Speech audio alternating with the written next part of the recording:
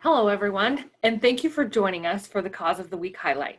My name is Kristi Kennell, and I'm one of the Associate Directors for the South Central Virginia and Albemarle Bay area for the Combined Federal Campaign. This week, we are talking about public safety.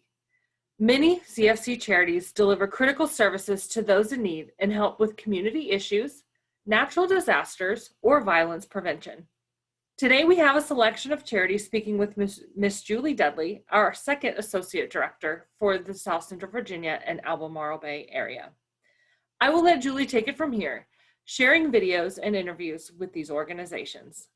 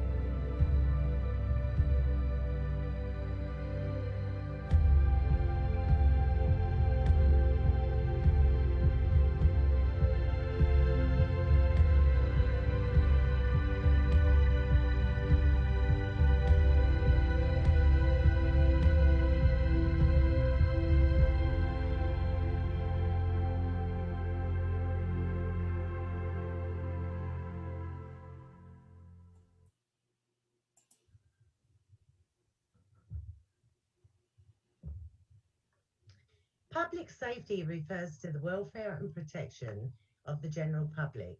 It is usually expressed as a governmental responsibility. Most states have departments for public safety.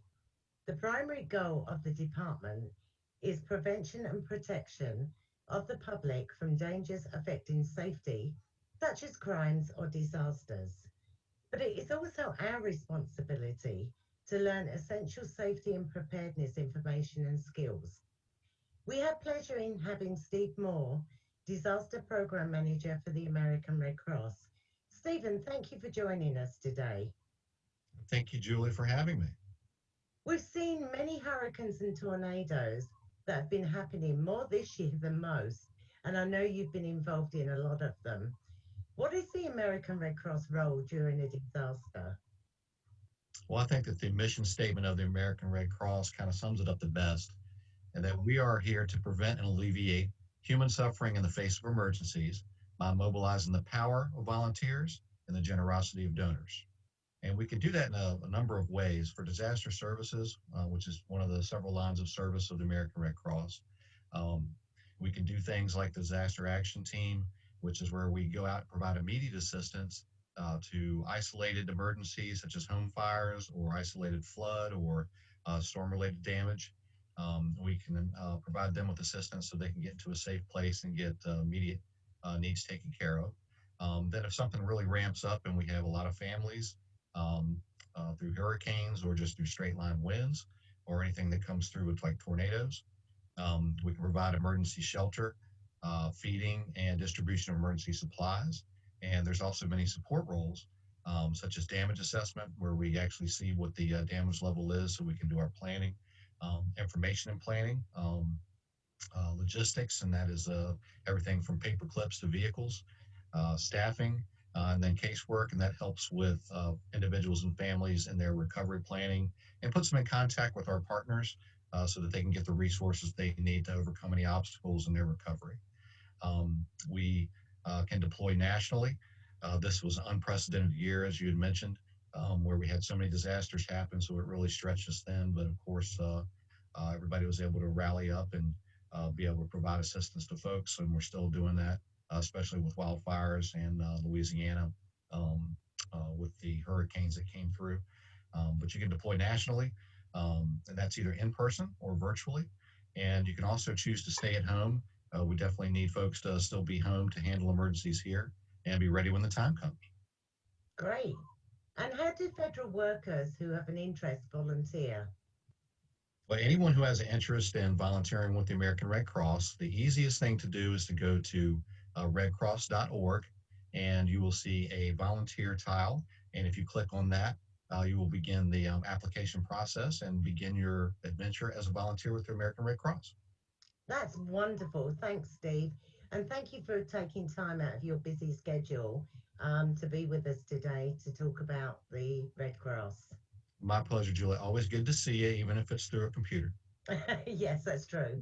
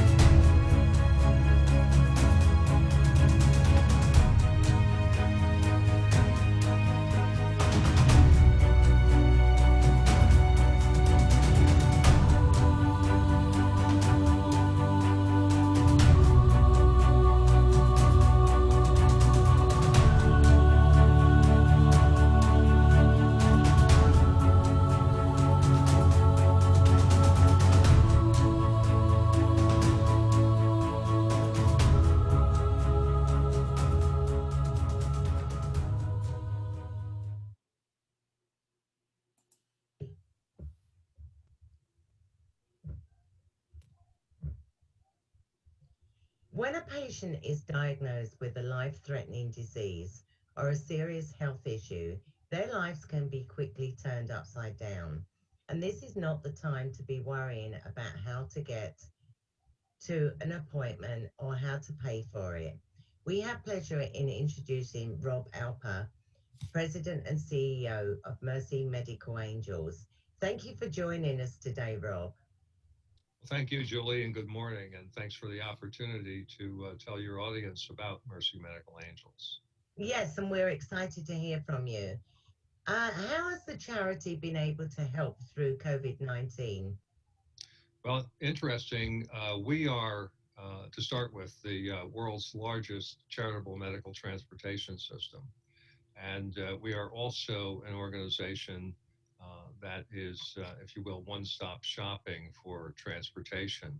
We provide transportation on the ground with gas cards, bus and train tickets, and in the air with trips flown by volunteer pilots in general aviation aircraft and with free commercial airline tickets. I should add, all of the transportation is free to the patient and their family. When COVID-19 pandemic struck, we had a dramatic reduction in commercial airline demand because of the fear of flying on a commercial airliner. And we shut down Angel Flight, our volunteer pilot operation, for a couple of months until we could get our arms around proper process with regard to keeping everybody safe, the pilots and the patients. So we had a large increase in demand for ground transportation. The interesting and distinguishing aspect of Mercy Medical Angels is that we were able to provide transportation to necessary medical care through this period. I'm happy to report today that ground transportation continues to be a major component of our support. But Angel Flight is back in business. We're at about 80% of our former trip delivery, measured year over year. And the commercial airline trips are coming back as well. Yes. So what are the other programs that you may provide? We provide programs for, well, let me start over. We provide transportation to ensure that no one is denied medical care because they don't have transportation to get there. And as you stated so well in the introduction, many times when you're faced with a serious illness, the last thing that you want to have to deal with is the expense of travel. And I'll give you a quick example. Let's say that someone living in Richmond, Virginia, is diagnosed with a rare disease or a serious disease that is best treated by, let's say, MD Anderson, where we do a lot of trips in Houston, Texas.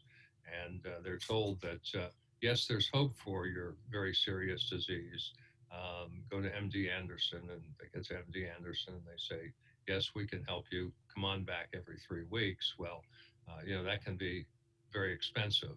And particularly after someone is faced with possibly losing a job, possibly losing health insurance, and so forth. So that's where we come in at Mercy Medical Angels. Awesome. So I know nonprofits all have stories, but is there one story that sticks out to you? Well, I joined the organization in 2007 as a volunteer pilot flying for Angel Flight.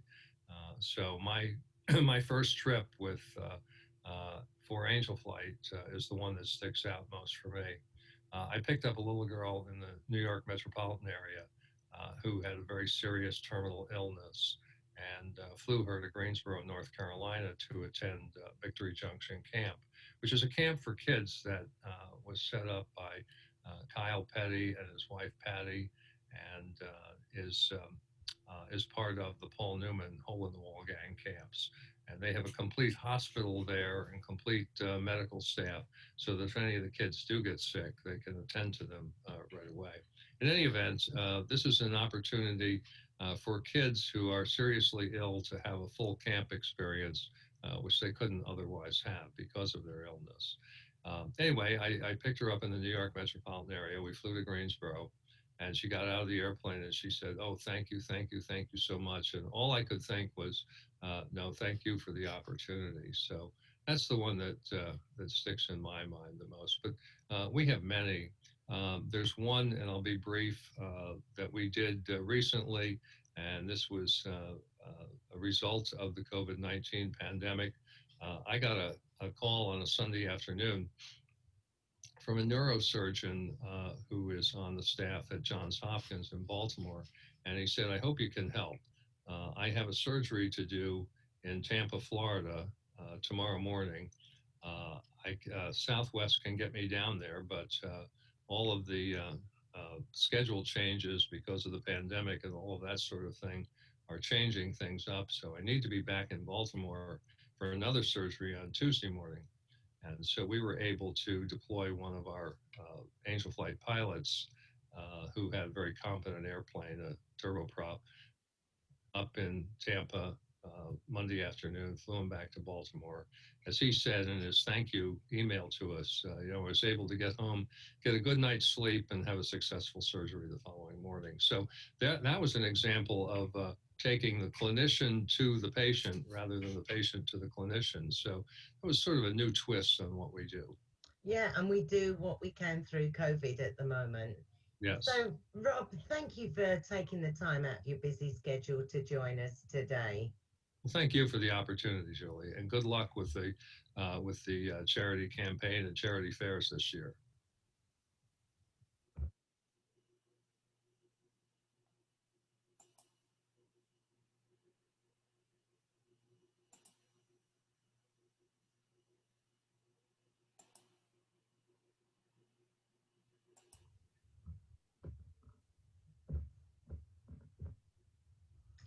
The public relies on the first responders during emergencies, and the more substantial the incident or the disaster, the greater the need for assistance delivered by the fire department, the rescue squads, and others with public safety missions.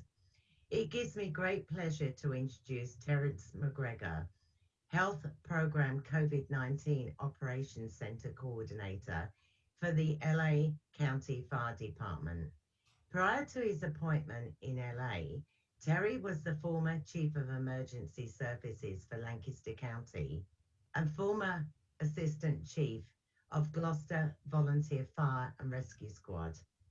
Terence, the first responders are the lifeline in a person's life when there's an illness or there is a disaster, and we are seeing so many heroes throughout COVID-19. Can you tell us more about our first responders and how can we do our bit through COVID? Well, first responders today are there to serve their community in an all hazards environment. You see firefighters performing the role of healthcare providers as paramedics. You see them working with people having mental health crises. You see them working together with their partners in law enforcement to respond to their communities in a disaster when there's been a hurricane or tornado or flooding, to help rescue people and get them to safety and provide them protection.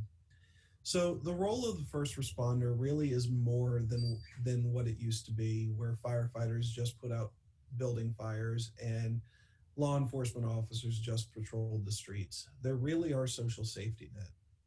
And in the time of COVID-19, they're affected in a significant way. They're continuing to do their job, interacting with the public. And we've seen a lot of social unrest and demonstrations over the course of the past year. And it's put those personnel at risk because they have to be in contact with large numbers of people and potentially contract the coronavirus disease. And then, quite frankly, it tends to spread amongst those groups in fire stations and police stations. And so we're getting sick. Our personnel are getting sick, and it's starting to take a toll on us physically and mentally. So what can we do as a society to help protect ourselves and our first responders? And it's really just common sense approaches, things that you can do to reduce the impact of flu season or any other infectious disease. Wearing a mask, maintaining a physical distance from others. Mask wearing has unfortunately become controversial and politicized, but the reality of the matter is that a barrier between one person and another prevents infection from being transmitted between them, and it makes a huge difference. Other common sense measures like frequent hand washing, use of hand sanitizers, and disinfecting high touch surfaces make a tremendous difference in reducing the transmission of the coronavirus, and for that matter, any infectious disease. Thank you. Are all fire departments and rescue squads paid staff? In fact, no. 70 to 80% of the first responders across this country are volunteers. They're members of the communities that they live in and that they serve. In rural areas, they are the dominant workforce for those public safety agencies, including in some law enforcement agencies. In more urban areas, you tend to see exclusively paid full-time organizations, but on the whole, even in a lot of suburban communities, what you see is a mixture of the two. And many of these volunteer organizations not only volunteer their time and their service and their labor, they, in many cases, are even self-funded organizations that depend on donations and fundraisers to pay for their equipment to serve their communities. Well, Terence, it was a pleasure in speaking with you, and we thank you and all the frontline workers for their service. Thank you, Julie. It's a pleasure to be here and to speak to my Virginia families.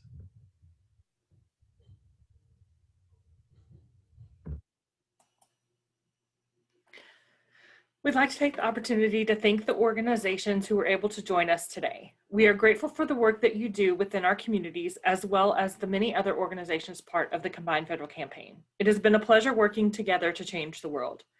Remember, your gift can help protect communities and families by supporting dedicated CFC charities. Show some love and be the face of change at CFC or givecfc.org.